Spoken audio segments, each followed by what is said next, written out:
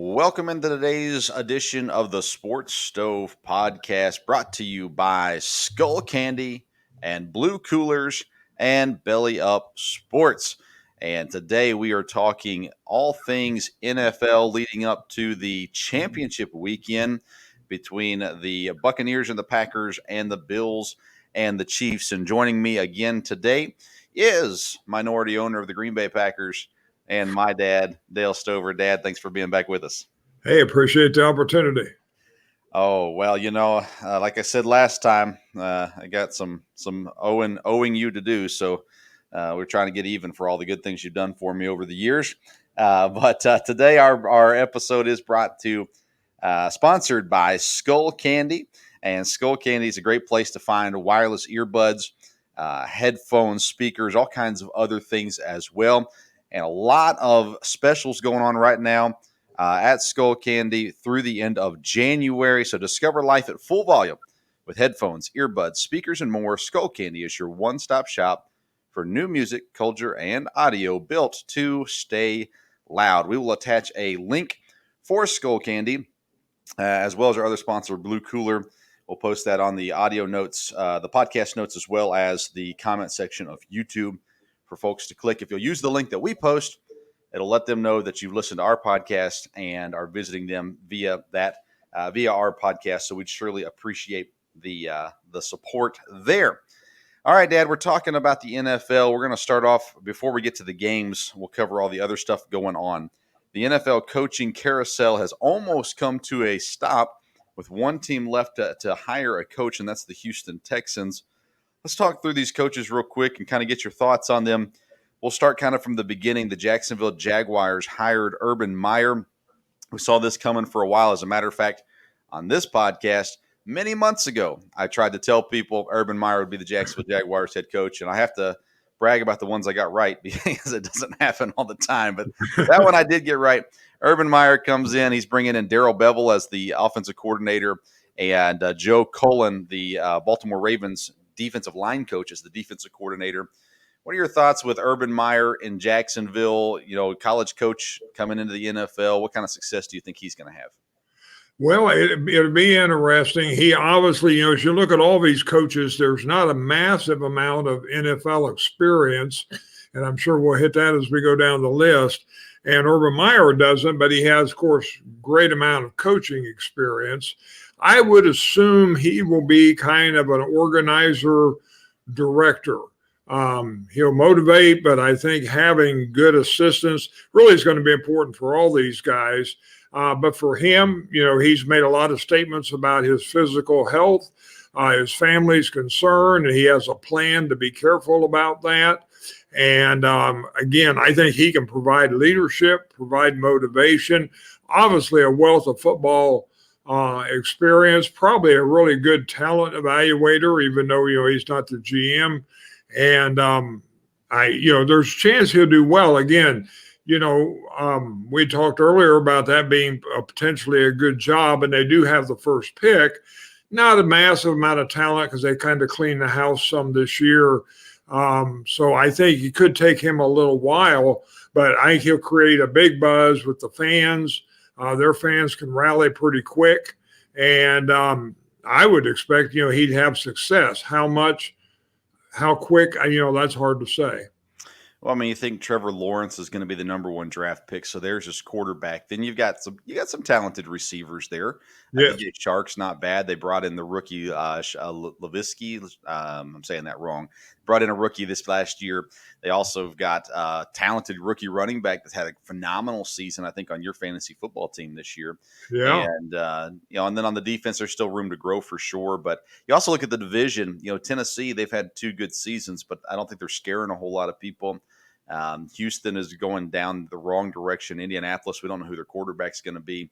So that division might be kind of wide open in the next maybe 2 years for Jacksonville to make a legit run. And there's been a lot of talk about Urban Meyer bringing in a lot of very skilled, experienced guys on his coaching staff. Darrell Bevell, of course, been around a long time in the NFL, but supposedly he's bringing in his whole staff is going to be full of experienced guys that should help him. So, yeah, I think it's an interesting fit. And I think Meyer, I mean, he's yet to fail anywhere that he's been. So I guess it's a matter of can he change it to the NFL? And like you said, I agree with you. I think he's going to be that game manager, that the guy that's kind of uh, he's going to let the offensive coordinator do his job and the defensive coordinator do his job, and just kind of be there to support that and to make sure that it's going the direction he wants it to go. New York Jets, they hired Robert Salah. He's 49ers defensive coordinator. They're in a unique spot also, number 2 draft pick. They've got Sam Darnold. A lot of talk about trades with possibly Houston to get Deshaun Watson, which would, I think, immediately lift the Jets to next year. But nonetheless, they don't have Deshaun Watson right now. What do you think about the New York Jets job and Robert Salah? He's obviously going to create a lot of energy, a lot of excitement. I think one thing they needed was things to be positive because it had been so negative, and he's going to provide that right off.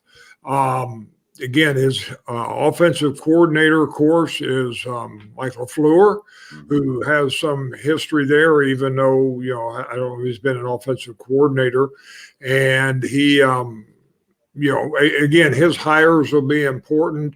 That draft pick will be important, or if they can make the trade. The question's kind of out on their other quarterback, but I think he would be a potential to be all right too. And I think one of the big questions there would be how well Salah and the GM work together, because they do not have any experience. The GM has not worked with him. And, as far as I know, the GM hasn't made a lot of blunders, but obviously it's going to be important, for him to provide the players and for them to be on the same page. As far as being great with the players, that was kind of a trend with a lot of these coaches. It seemed like they want guys who can relate to the players, create excitement there. And I think definitely Salah would do that. And again, they're down talent-wise. They've been down for a while. Their division, be kind of interesting also, even though a couple teams, are on the uprise there. So I think he's got potential. Again, he'll create excitement. He'll get some time, and we'll see. Yeah, and Mike LaFleur comes over from San Francisco, so he's been under the Shanahan regime for a while. I think he was the passing game coordinator maybe in San Francisco. I forget what his title was, but he didn't call the plays. Of course, he's the brother of Packers head coach as well. So he's been around, though, for a long time, and ideally bringing that offensive system into the Jets. For me, the most interesting thing with them is trying to figure out if it's going to be Sam Darnold or if they're going to go Justin Fields or Zach Wilson at number 2, kind of what they're going to do at quarterback. I think personally, I think Miami or the Jets are really the only 2 landing spots for Deshaun Watson, just with draft capital and things like that, because Houston's not going to trade him to Jacksonville in the division. They're not going to trade him to Indianapolis in the division. So that basically leads the number 2 and the number 3 pick, or Sam Darnold and Tua. I mean, there's different options there. But I think Salah coming in, he's got a lot to prove, because last year he was a hot name. A lot of people interviewed him, things like that. Obviously, people in Detroit really wanted him with the Lions, and we'll get to them in just a second. Going to New York, it takes a unique personality to handle the New York media and all that goes on in New York. And, he's going to have a young staff around him as well, and but young players. And sometimes a young staff with young players is a positive thing, and I think he's going to control the locker room well as well. So that'll be interesting to see how that goes. Atlanta Falcons, they hired Titans offensive coordinator Arthur Smith, who interviewed with every single team opening, I think with the exception of maybe Jacksonville. Arthur Smith has already announced he's bringing in Dean Pease out of retirement, defensive coordinator. Then he's also got Dave Ragone from Chicago, a Chicago pass coordinator. They're coming as his offensive coordinator. Atlanta, aging quarterback. A lot of question marks there with them. I know you liked Atlanta. It's a good spot for a new coach. What do you think about Arthur Smith in Atlanta? I think, again, he was a good hire. Of all the guys, he probably has the most NFL experience. At least he called plays. Mm-hmm. He has done that now for 2 years. He'll have experience with that. I think he's in a good spot. You are right about the aging quarterback. Of course, what they have a new GM there now too, Yeah. and I think all that will be, the talent they can get. Um, Julio Jones, is getting older. Of course, Ridley has done great. They've got some people there. Again, I was in Tennessee there for a while, and this defensive coordinator, they were very, very high on him. And I think he did real well there in Tennessee. I don't think he'll be around a long time, but he could really stabilize things and get things going in a direction with the defense. That seemed to be a very good hire. And I think he's got a chance to do well early. And like I said, experience wise, he's about at the top of the list with NFL experience and the fact that he's called plays. Yeah, and again, you look at their division. New Orleans is going to be without Drew Brees. Now, who do they bring in? They might bring in a top tier quarterback. I don't know. Then you've got Tampa with an aging Tom Brady, and we don't want to talk too badly about Tom Brady just yet. We might wait a week on that. But with Tampa and Carolina, it's kind of uncertain right now. They've got some talent, but even their quarterback situation's up in the air. So in that division, there's a possibility for a quick rise again. From there, I don't know a whole lot about Arthur Smith. He's one of the few guys, that I've heard a whole lot about before this year, and whatnot. So I don't have a whole lot to add to that. The Los Angeles Chargers, which I thought was the best job out there, it goes to the Los Angeles Rams defensive coordinator Brandon Staley, who was a hot commodity late in the coaching carousel interviews and things like that as well. He comes in, takes over one of the top defensive units, or what should be one of the top defensive units. So they've got a Bosa brother, they've got Ingram, they've got Derwin James, they've got some real talent there. And then they obviously have Justin Herbert and a talented offense as well. Any thoughts on Los Angeles Chargers bringing in Brandon Staley? Well, again, he was a hot commodity there late. I think he was a little bit of a surprise because there were some other rumors that guys were set to go. A guy was set to go there. I guess he's probably the youngest of the new coaches, but again, should relate well to players, create excitement. He obviously knows LA since he's been there with the Rams. He does have talent. He has some things to work with. Getting the right coordinators and people around him. He'll definitely create excitement. And the word is that, he's very talented. And, we've seen young coaches come in without coaching experience and do well. They just have to get in the right spot. So. Yeah, and I didn't look at the numbers, but he took over for Wade Phillips with the defense there in Los Angeles, and they got drastically better under him, which was rare because Wade Phillips typically, as a defense coordinator, is one of the top in the league, but really struggled last year under Wade Phillips. He leaves, Brandon Staley steps up, and the defense is number one, I believe, in the league this year. And of course, they have some talented players there. Would you rather have the Charger job or the Rams job right now?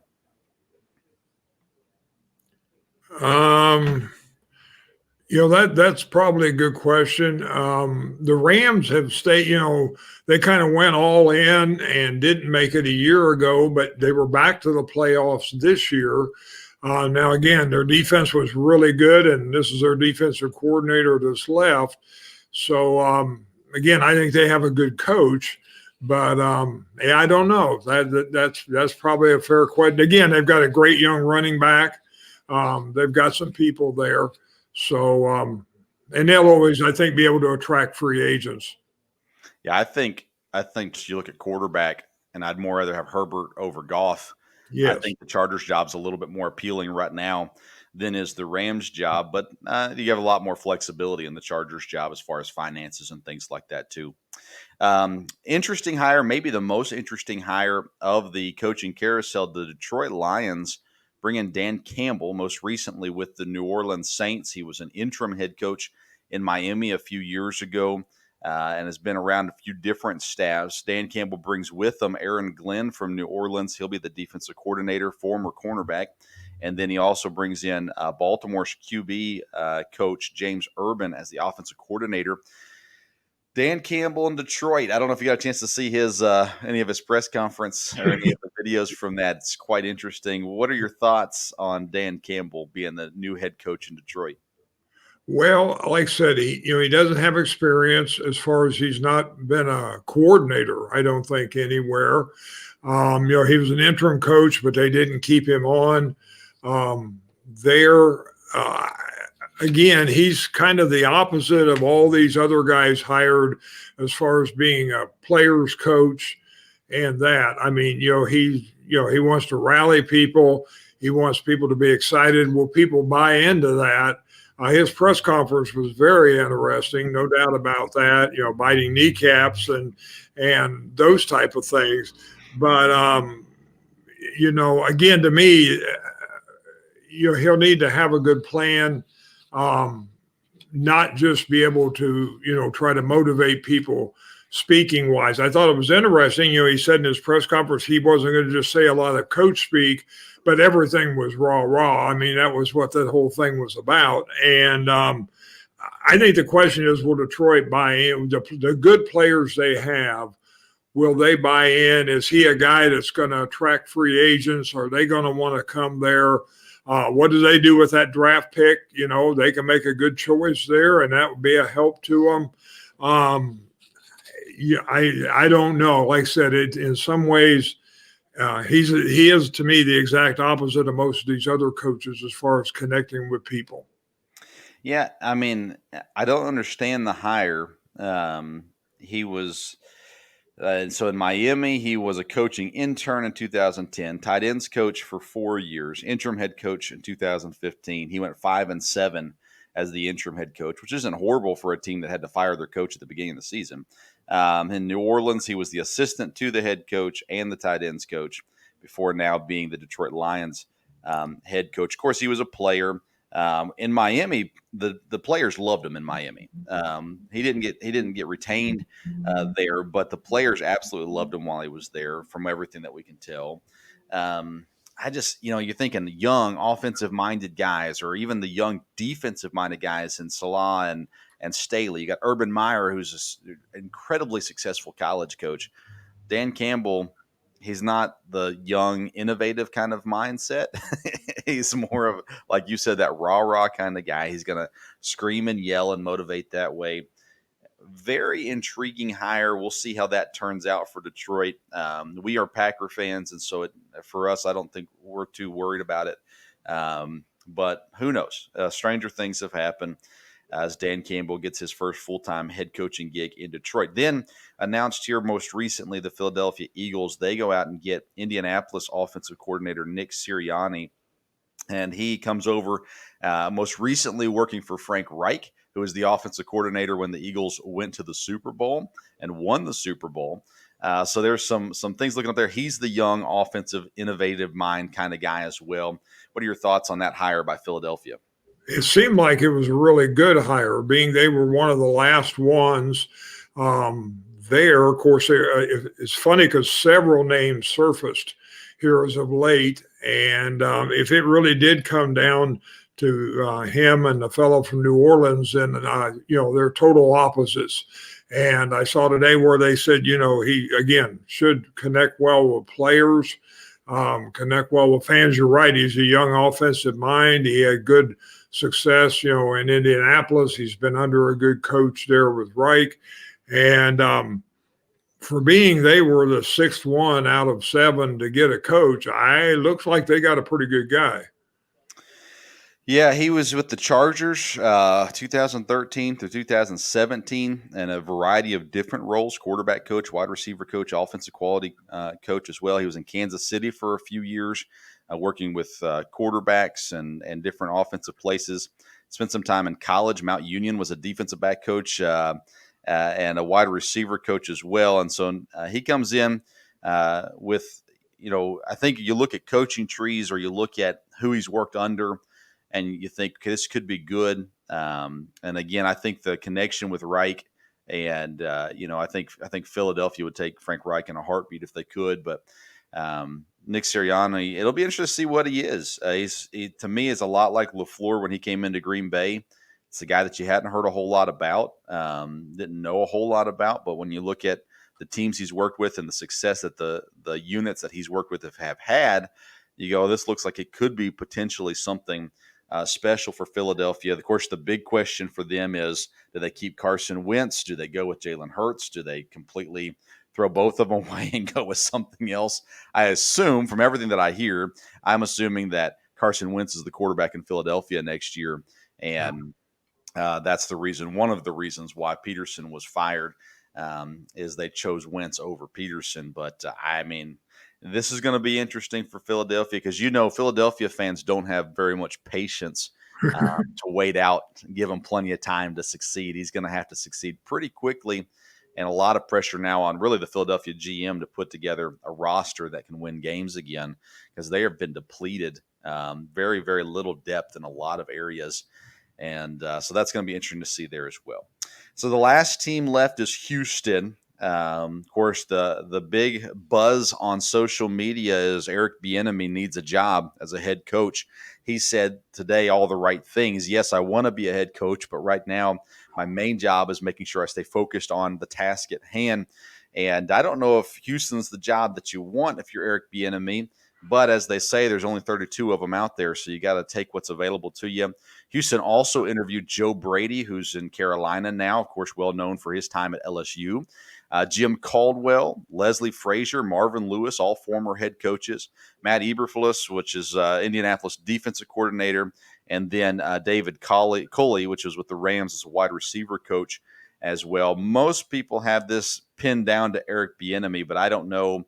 I know that neither you or I have had a chance to interview Eric Bieniemy, but I mean, from the outside looking in, doesn't it seem like he is deserving of a head coaching opportunity? Yes, and really, a few weeks ago, you were hearing, hey, he would have his choice, and then after that, the chips were starting to fall. Well, that wasn't the case. I think in some cases, these guys did interview with a lot of teams, and so if they were going to get who they wanted, they needed to move ahead. Again, it's a good chance he could get this job because he can't sign until Kansas City's done. But yes, I'm everything you heard is he would be an excellent coach. And I would think that he probably is. He's been, being under Andy Reid and places he's been. He was a player, so as far as relating with people, again, Houston is really tough spot. Seems like right now it's kind of a mess in a lot of ways. Part of it would be, their best player. Can they keep Deshaun Watson? You hear that Deshaun Watson probably is for this. I even heard he was in on the interview. I don't know if that's true, but that would be part of it, I guess, is holding on to him. But like you said, if they know what to do and they have a new GM, and being he's from New England, I would like to think, he would know what he's doing. And so if he could get a lot of draft picks, that could be a help to him. Again, depends on how much freedom he has. And but no, I think he's deserving of a head coaching job. And obviously this is the one left. And there's potential that he was offered these other jobs and he turned them down to take Houston. I mean, we don't know the whole story yet, and maybe not. I'm not saying that he was offered a job anywhere else, but there was a lot of talk about him in a few different places. It's going to be interesting to see kind of where Houston goes, and I think it's a win-win in the sense that if Deshaun Watson stays, then you have Deshaun Watson. If Deshaun Watson goes, then you more than likely have a ton of draft capital that's going to come back. I mean, you think about it. Quarterbacks far less talented than Deshaun Watson have garnered 3 first-round picks and more things as well. So I think at the end of the day, it's kind of a win-win when it comes to quarterback in Houston, but there is a lot of question marks there, a lot of salary stuff. I mean, they're talking about this season. J.J. Watt could be gone in the offseason. It could be a fresh start there. But we'll see. We'll see what happens with it. Of course, the big talk has been, they need to hire a minority coach. More teams need to hire minority coaches. Robert Salah, the only minority coach hired on this round of hires as head coach, a GM or two, and a number of coordinators, minorities have been hired as well.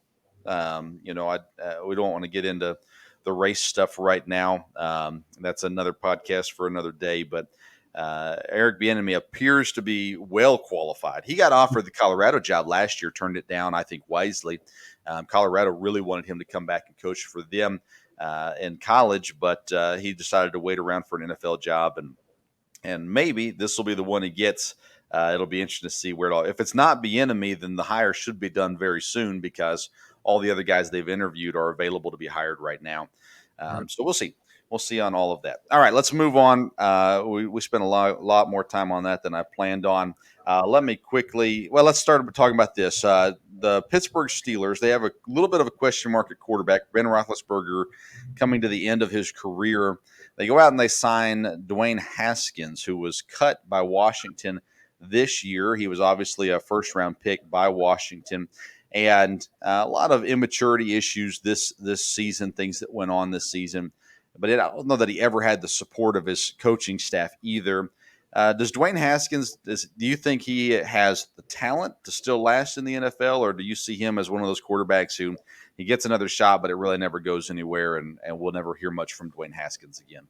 I don't know how well he will do. I think athletically, he has a lot of talent. He can throw the ball. We saw that in college. There's been legitimate questions about can he read defenses. Where is he at from that standpoint? I guess it makes sense that they sign him, and give him a shot. I wouldn't think that he's penciled in as the answer. He could win the job, depends on what else they do. They might even go get somebody else in free agency. Again, depending on these draft picks at quarterback, there could be some guys available, because there's several good quarterbacks coming out. And could be, they could have a shot maybe at somebody else. I was a little surprised on that one that they picked him up. On the other hand, it probably doesn't hurt anything, and he's got talent. Whether he has the maturity and whether he can lead the team, and that depends if they keep their wide receiver. Some ways they've got talent. They got some running backs, and Pittsburgh, always has some good defense.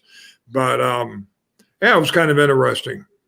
He's got a similar body build to Ben Roethlisberger, so system wise that way, I don't know how that fits and whatnot from there. But it's I think I was all for someone signing him. I think taking a chance on him. You're not spending a lot of money on him, and if he can tap into that the college success that he had in the pros, then obviously it's worth spending a little bit of money on. And Pittsburgh, you're talking about. Their backups have not been great. Mason Rudolph looked good in the last game of the season this year, but he had a lot of opportunity to prove his worth and was unsuccessful. Josh Dobbs is still in Pittsburgh. He's not really had much opportunity to show what he has, but I think Dwayne Haskins, it's worth the swing. Whether it's a home run or a miss is yet to be seen. Quickly, before we go on to talk about Phillip Rivers, I want to mention Blue Coolers, another one of our sponsors. At Blue Coolers, they provide high-quality roto-molded 10-day ice coolers. That means the ice lasts for 10 days in the cooler. They also have drinkware and other outdoor products. They aim to provide quality, high-performance products at a fraction of the price of the leading brands. Some dad have even called them the Yeti Killers. Their products are rugged, durable, heavily insulated, and come with a 5-year warranty. We will post a link to Blue Coolers in the podcast notes and in the comment section of YouTube for people to take a look at there. Click through that link. Again, that will support us and also help those that are supporting us, Skull Candy and Blue Coolers, sponsoring today's episode. All right, Dad, let's get into the topic of the hour right now, and that's Phillip Rivers. He is retiring. Announced he's retiring. Is Phillip Rivers a Hall of Fame quarterback? And we'll get some more clarification. But what do you think just off the top of your head on that? No, I don't think so. I don't think he's Hall of Fame. I think he was good, a great quarterback, good quarterback, had success. I think when you look at the list of, I believe there's 24 quarterbacks in the Hall of Fame. And when you look at the ones that are there now, I don't know if there's any of them that you can say, well, Phillip Rivers is better than them. Like this year, you got Peyton Manning coming in. Sure, you can look at people and say, well, Peyton Manning's better than him. Peyton Manning is better than him. I don't know that you can. He didn't win a Super Bowl. Dan Marino didn't win a Super Bowl, but I don't think he's Dan Marino. Um, Kurt Warner did win Super Bowls, and I don't think he's as good as him. Jim Kelly, is he better than Jim Kelly? I don't know. I mean, I remember Jim Kelly. The only one I think probably you could question would be Warren Moon. And I don't know that he is better or a lot better than Warren Moon. Now, you go way back, I remember Sonny Jurgensen, but I don't remember a lot about his career. He probably doesn't have the numbers. But quarterback, it was a little different back then. I mean, they were the face of the team, the face of the league, had a lot of success. To me, when you look at it, you just can't say he's better than a lot. Now, maybe I wouldn't think he would make it his first year, first ballot when the time comes. Given time, yes, maybe so.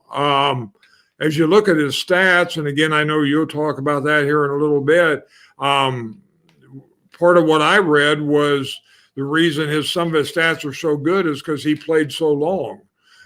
Is why a lot of it was accumulated there. I think he was a good quarterback, no doubt about that. And finished up good at Indianapolis. But I would not say, oh yeah, no question, he's a Hall of Famer. So you threw me there when you said Kurt Warner is better than Phillip Rivers. Now he's got a Super Bowl, so he has more accomplishments. But you would actually take Kurt Warner's career numbers ability over Phillip Rivers? One thing about Kurt Warner is he did it with different teams. Mhm. It wasn't just one team, and I think you always look at that with quarterbacks. I know I do. The deal is, okay, he's been in a system, he's been on a team. Could we put him anywhere and he has success? He did okay at Indianapolis, but again, I mean, he was older. That isn't probably fair to make that one. Warner, on the other hand, again, had a lot of leadership. As far as raw physical ability, you might could question that, but part of a quarterback is leadership. And I think the fact that, the success he had, and to me, that he was with two different teams, I definitely don't think Phillip Rivers would be, well, there's no doubt he's a lot better than Kurt Warner. I don't think so. Interesting. So Philip Rivers, I think he deserves to be in the Hall of Fame just because of his trash talking and doing it all without cursing. Was pretty impressive. All his sound bites alone should make him a Hall of Famer. Philip Rivers, he ends his career as a 65% completion. He has 63,440 yards, 421 touchdowns, 209 interceptions. He played in 12 playoff games. He was 5-7 in those playoff games. He had 35 game-winning drives along his career, and you can question. If I couldn't find the stat on how many game-losing drives he led, because those Chargers teams lost a ton of games by Yeah. less than 4 points in that stretch as well. So I compared his numbers with the guys he was drafted with Ben Roethlisberger and Eli Manning. And I looked at those two teams, or those two players as well. Roethlisberger, they're all around the same completion percentage. Roethlisberger has 3,000 less yards passing, about 30 less touchdowns, and 8 less interceptions. So Rivers, numbers wise, are better than Roethlisberger's numbers, but Roethlisberger has Super Bowl ring or does he have two Super Bowl rings? I think, Roethlisberger might have two Super Bowl rings, think so. and Rivers has zero.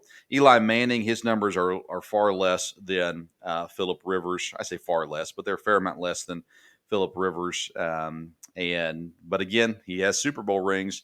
Philip Rivers does not, and some would argue that Eli and Ben don't belong in the Hall of Fame either. Also looked at Matt Ryan. He's been in the league less years. But he's on pace to be around that same number wise as Philip Rivers. So a lot of people, when they talk about Philip Rivers, they talk about Matt Stafford and Matt Ryan, comparing them to all else. I think Philip Rivers is more deserving of a Hall of Fame at the current moment than Matt Stafford is, because Stafford has had zero playoff success, even though he has some numbers and truly is a great quarterback. Um, I think Philip Rivers is a Hall of Famer. I don't think he's a first ballot Hall of Famer, but I do think he is a Hall of Famer within the first 3 or 4 years that he's eligible. And I think we'll see him go in just purely based off of his stats and all that goes with it. And you look at the older quarterbacks, like you mentioned, stats are going to be far less, but the systems were different. Everything was different about the NFL. back in those days as well. I'm still a little stuck on the Kurt Warner thing. I don't think Kurt Warner was a Hall of Fame quarterback, but that's just my personal opinion. We can talk about that another day. Let's keep it moving. We're getting there. It was announced today. Green Bay Packers former general manager Ted Thompson has passed away at the age of 68. Ted Thompson was general manager for several years in Green Bay. His very first draft pick was the one and only Aaron Rodgers. He also made the trade to bring in Charles Woodson, which eventually led to a Super Bowl ring. And a lot of people, especially in the Green Bay Packer world, have liked to really harp on Ted Thompson. Didn't like his time as general manager, thinking that he did a bad job drafting, and he had his fair share of draft busts. But I think overall, when you look at Ted Thompson's career as general manager in Green Bay, he was very successful.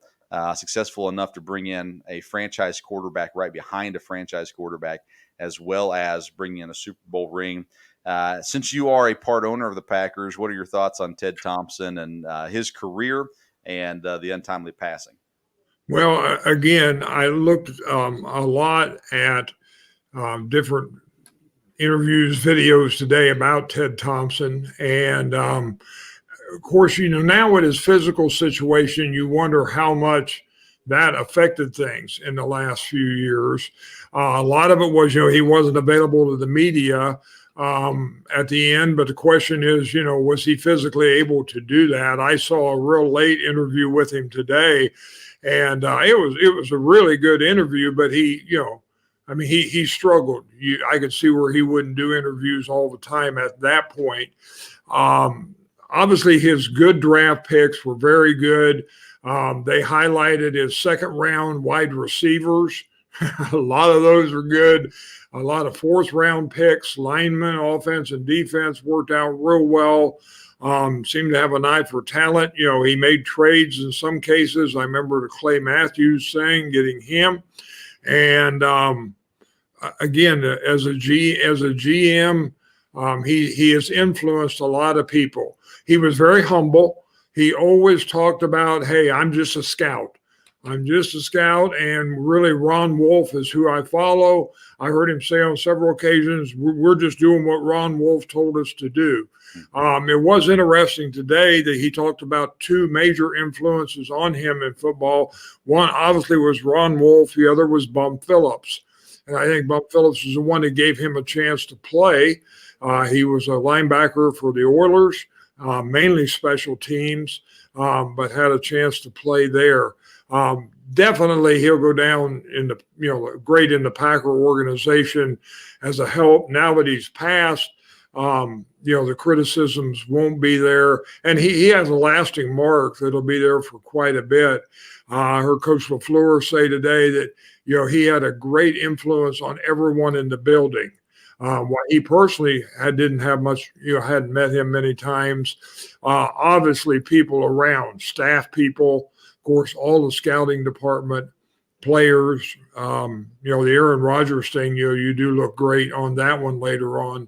And he went through some really hard things. The Brett Favre thing, I don't think anybody would have wanted to been the guy doing that. And he was in the spot where he was. So, again, I think he'll have a lasting legacy with the Green Bay Packers.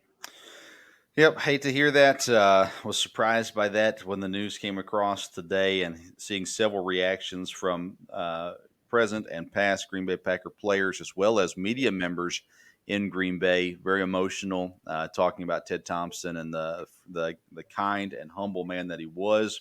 And as Packer fans, I thought we would mention that in this podcast as well. Now let's get down to the last bit here. We're talking about the NFC and AFC championship games being played on Sunday. We'll start off with the 3:00 game, which is Tampa Bay visiting Green Bay. Big storyline here. Tom Brady, Aaron Rodgers meeting for the first time in the playoffs, because they were always in different conferences before. And, you have the GOAT. I think it's hard to argue that Tom Brady isn't the greatest of all time. At the very least, he's the most accomplished quarterback of all time. You could argue that talent and skill level may not match with that, but overall, he's had an incredible career, all with New England. Now he's in Tampa. They come to Green Bay. The Packers offense has looked elite and dynamic. Packers are a 3-point favorite, which is your standard home field advantage there. What are we thinking about this game? Last week, by the way, we got all the games correct, which Yes, we did. rare for this podcast. So That's it. congratulations on that. Let's talk about though Tampa Bay coming up to Green Bay. What are you expecting out of this game? Well, I think again, I think the Packers will come out on this. If any player, I think the weather will be a part of it. I think the atmosphere. The Packer players seem to have been blown away by the crowd last week, even though there wasn't quote as many people there. The way it sounded, obviously the whole state is behind them, and they have wanted this game in Green Bay for a long time. Well, they have it, so they've either got to make it work, or otherwise you can't say, well, if we played at home. Again, you got Aaron Rodgers. Everything's clicking. I think Tampa Bay will be outcoached. I think the scheme has been great the last few weeks. I think they'll have a scheme for this. Obviously, turnovers, can be a difference in the game. But again, I think the weather will help Green Bay. The field condition will help Green Bay. Wind, just a lot of things there. Of course, Aaron Rodgers is hoping for snow, which could be in the forecast. It's been cold. They're going to have a cold wind chill, whether the actual temperature is there or not. And I think that will have an effect. Now, if any player in the NFL is capable of going into that kind of weather, it's Tom Brady. I mean, he's been around that. But does that carry over to his receivers and his running backs and people like that? I think the cold weather tends to wear on a team later in the game. So I think if Green Bay can stay close or have the lead, again, I think we were all surprised at how well they ran the ball last week. So if they have a scheme and they can make it move this time, the key will be turnovers, and the key will be capitalizing on big plays. You can't drop a wide open pass. You can't drop an interception. You need to catch those and take advantage of it. What little I've seen of Tampa Bay, and I've seen some on TV this year, I do think if you get ahead of them and if you get going, they're going to start yelling at each other. There's defensive guys that'll do that. Brady yells at people. And I mean, that can be a motivation, but he hasn't been there that long. I don't know that everybody's bought into that. As far as motivation, Aaron Rodgers, everyone wants to win it for him. At Tampa Bay, everyone wants to win it, I'm sure. Do they want to win it for Tom Brady? Tom Brady's got 6 rings. I mean, are they as motivated with that? The advantage for Tom Brady winning this is he sticks it to Bill Belichick. Yeah. But as far as, the team, and they've got some young talent, so it will be interesting. If this game wasn't at home, it'd be very interesting. You would like to think they'll use it, the crowd to weather everything in their advantage, the coaching, the schemes, and they'll pull this off and get to a Super Bowl. Yeah, Brady is still very good, especially for his age. But Yeah. his talent is decreasing. His arm strength is decreasing. Those sorts of things. So a cold, windy night is definitely playing into the favor of Green Bay. And you mentioned it about Tom Brady start yelling at players and things if they get behind. The other thing is the Packers have been phenomenal when they've been ahead because with their pass rush has been able to pin their ears back and go when they're ahead by a couple touchdowns. Zadarius Smith, Preston Smith, Rashawn Gary has been phenomenal this year as well. Kenny Clark going up the middle. That's where the Packers' strength is on defense is when they know that the other team's passing and they can just go after the quarterback. It's opened up opportunities for the safeties to come up with interceptions. The cornerbacks have played very well this year as well. I think it's interesting, too. You said that you think the Buccaneers will easily get out coached. I know you're not a huge Bruce Arians fan. It'll be interesting to see how it all plays out. In the game in the regular season, the Packers got behind early, interception, which Rodgers has not thrown very many of those this season, but he had a really bad game against Tampa. And then it just kind of fell apart at that point. But it's a different time of year. The Packers are I know everybody thinks I'm biased, but I don't see any offense playing as good as the Packers have been playing recently. I mean, Kansas City's not been this good. They have as much talent or more talent on their offense, but they've not been clicking the way that Green Bay's been clicking right now. And so I think the Packers come out on top. I think it's potentially a comfortable win for Green Bay. I'm knocking on wood, but I think potentially this is a comfortable win for Green Bay, where we're sitting there in the last 3 to 4 minutes, not having to worry about is some stupid tight end going to blow a onside kick or something like that here at the end of it all. Aaron Rodgers 0-3 in his last NFC Championship games, but none of those have been in Green Bay, and so a big opportunity for sure for Green Bay. Matt LaFleur as well, his second year coaching, his second year in the NFC Championship game. That's quite the success for a guy that everybody thought was going to get fired after 1 year just because him and Aaron Rodgers didn't get along. Let's move on to the AFC Championship game. You got the Buffalo Bills versus the Kansas City Chiefs. Patrick Mahomes has practiced again today, second day that he's been at practice, so we assume that he is back and will be ready to go for Sunday. The Chiefs are a 3-point favorite, so again, just getting the standard home field advantage when you're talking about the line. Buffalo has been pretty solid this season. Going into Kansas City, not much of a home field advantage as normal, at least in Kansas City right now. What do you expect out of the AFC Championship game?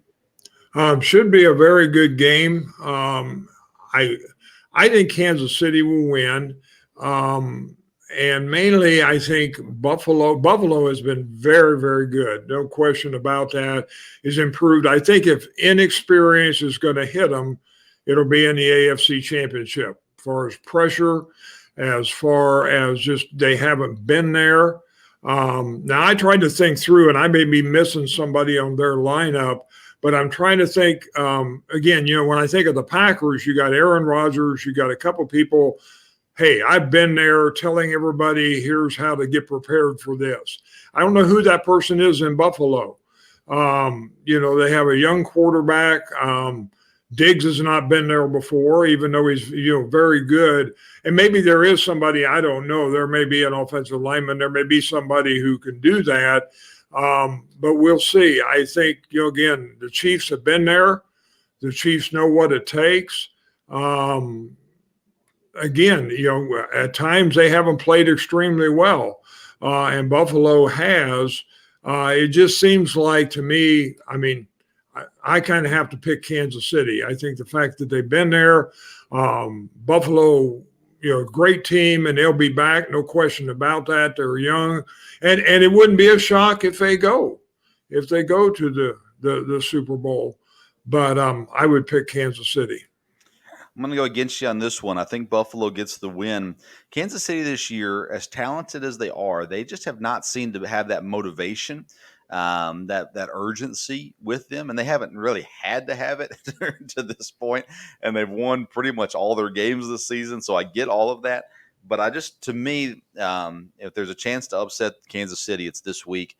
And the Buffalo Bills are healthier than Kansas City. And I think that there is a motivation. You could also call it nervousness, probably in Buffalo where it's not in Kansas City. But I think all the pressure's on Kansas City. I don't think Buffalo. I mean, I think they're playing with house money right now. They're just going to go in and play, and it's really going to come down to Josh Allen if he's going to turn the ball over or not. He made some silly mistakes against Indianapolis and was able to come out with the win still. But I think Josh Allen is the guy right now where he can take it over the top. And you look at the numbers too. Super Bowl champions returning and specifically winning back-to-back years doesn't happen really ever, with the exception of Kansas or with New England. But that doesn't mean they can't make it to the Super Bowl and still lose. But I think Buffalo wins this game. If I was a betting man, I am not. I would not bet on this game, but nonetheless, I'm going to pick Buffalo because I think it's too boring for us to go the same picks both back-to-back weeks. So I've got Green Bay winning and Buffalo winning. I think honestly, I don't think there's a surprise to be had in this in these two games. I think if the Buccaneers win, I don't think anybody would go, boy, that's a shocker. I think more people assume Green Bay is going to win than Tampa, but I don't think it'd be a total surprise. And I think the same is true with Buffalo and Kansas City as well. At the end of the day, we don't want to see Tom Brady in another Super Bowl. So let's go with anybody but Tom Brady, and we'll be okay from this end as well. All right. So One interesting little sidelight that I don't know that you would have seen, and I just kind of happened to, as far as being in the Super Bowl. You and I are both familiar with the Alabama basketball coach, mhm. and at his closing interview, they said, "Hey, you're from Wisconsin. You've been at Buffalo. Wouldn't that be great to see those two teams in it?" And he grinned again. He was pretty calm most of the interview, but at the end he grinned and said, "Yeah, but I'm from Wisconsin. Go Pack, go!" And I thought that was interesting. But he said, "Yeah, it'd be great to see Buffalo in it too." Tried to be right, but I knew, of course, he was from Wisconsin, and that was interesting. They brought that out because he was just very serious the whole interview, and they did get him to laugh and smile at that. Well, I've been trying to get Nate Oates to come on the podcast, and we've been unsuccessful to this point. But that's another reason to like him, cheering for the Packers. Me and Dad are not fans of rappers, but Lil Wayne is our favorite rapper, as he's a Packer fan, and uh, we've got lots of people we like simply because they like the same teams as us. But nonetheless, it's going to be a good weekend. I think either way, we're going to get two good football games, and it should be an exciting Sunday afternoon for sure. It's hard to believe the NFL season's almost over. We'll have a week break after this with football. No Pro Bowl this year, but a little 2 week break before the Super Bowl. Should be a good time as well. I want to remind everyone that's listening to go visit our sponsors. Again, we'll have a link in the podcast notes and in the YouTube comment sections. Skull Candy is they've got a ton of great deals going on right now. Discounted earbuds, discounted headphones, other things going on. So make sure you go visit Skull Candy. Use our link so that they know that you came to them through us. Would surely appreciate the support there. And then also Blue Coolers.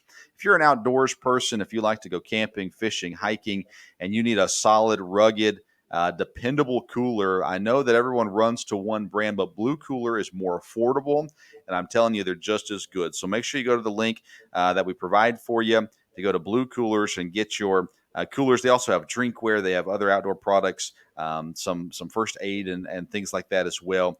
But a 5-year warranty on their coolers and a 10-day. They keeps ice for 10 days. That's a long time. So great products there as well. Thank them for thanking us. Also, don't forget to visit bellyupsports.com.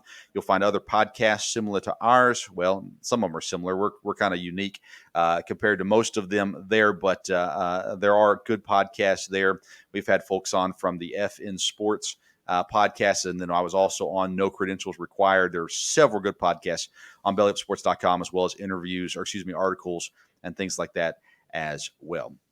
Dad, it's been fun. Thank you for coming on again tonight. We'll have another episode talking about the Super Bowl here in a couple of weeks, and then I'm working really hard to book some guests here. We've got a lot of stuff going on in the news, college football world, Tennessee, a lot of stuff going on in Tennessee. Working on booking somebody to talk about that. And other things going on as well. So working hard to get some more really good guests on the show. But Dad, again, thank you so much for being on with me. Hope that you had a good time, and I'm glad that we were able to give some solid football information for the listeners. All right. Thank you. All right. Thank you, everybody, for listening today to the Sports Stove podcast. You can find us on Twitter at Sports Stove.